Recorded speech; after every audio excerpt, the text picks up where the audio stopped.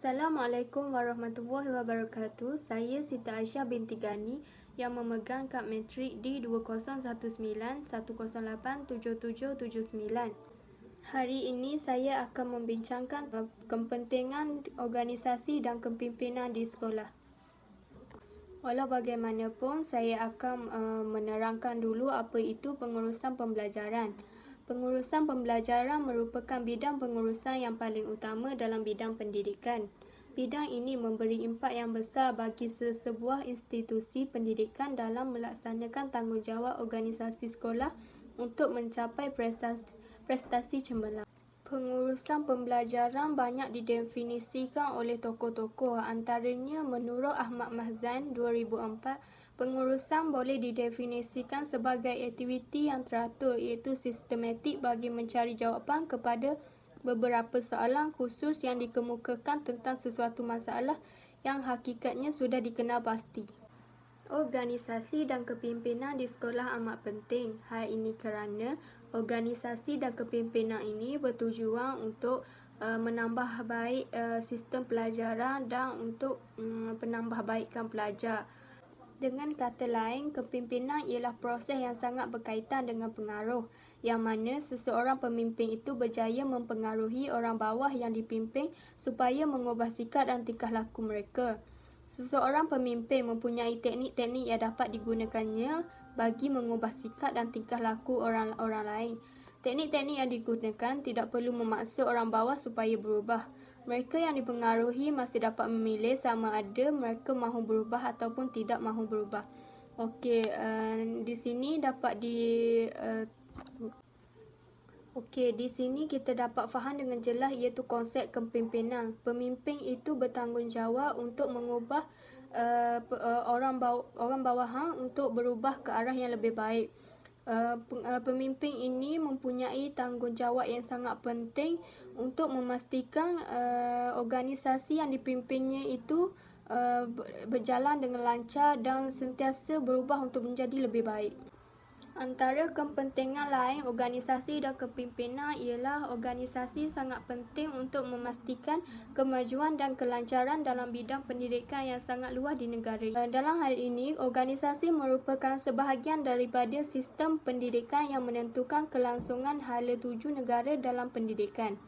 Hal ini demikian kerana pendidikan di negara ini majoritinya bermula dari umur 4 tahun hingga peringkat pendidikan tinggi. Oleh itu, peringkat pendidikan ini mempunyai organisasi tersendiri yang berbeza mengikut kementerian tertentu.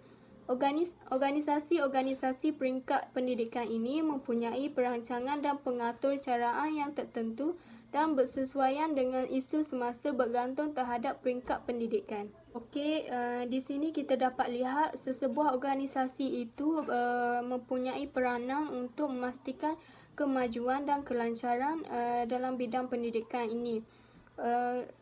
Sesebuah organisasi itu perlu bekerjasama untuk memastikan proses kemajuan itu berjalan dengan lancar. Kepentingan organisasi dan kepimpinan yang seterusnya ialah organisasi amat penting untuk mempercepatkan proses belajar melalui proses, baik organisasi formal maupun non-formal. Organisasi juga amat penting untuk mempercepatkan proses belajar. Dalam sebuah teori dijelaskan bahawa pentingnya organisasi itu diibaratkan sebuah mesin yang boleh mempercepatkan kita belajar melalui sesebuah proses, baik organisasi formal maupun non-formal. Oleh hal yang demikian, umumnya penting untuk memahami pengertian organisasi kerana dapat membantu kita dalam membentuk satu kumpulan kerja yang mantap. Organisasi terdiri daripada individu ataupun sekelompok individu yang berstruktur dan sistematik yang bergabung dalam bidang sistem. Organisasi yang dibentuk terdiri daripada berbagai kelompok yang memiliki kepentingan bersama untuk mencapai tujuan dan matlamat yang tertentu secara Di sini kita dapat lihat bahawa organisasi itu dapat mempercepatkan proses belajar. Hal ini kerana organisasi itu dibentuk melalui sekumpulan individu.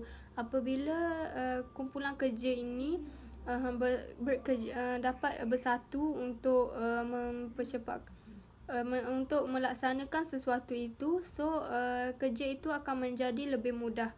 Contohnya dalam proses pembelajaran. Kebiasaannya organisasi ini mempunyai matlamat yang sama atau serupa.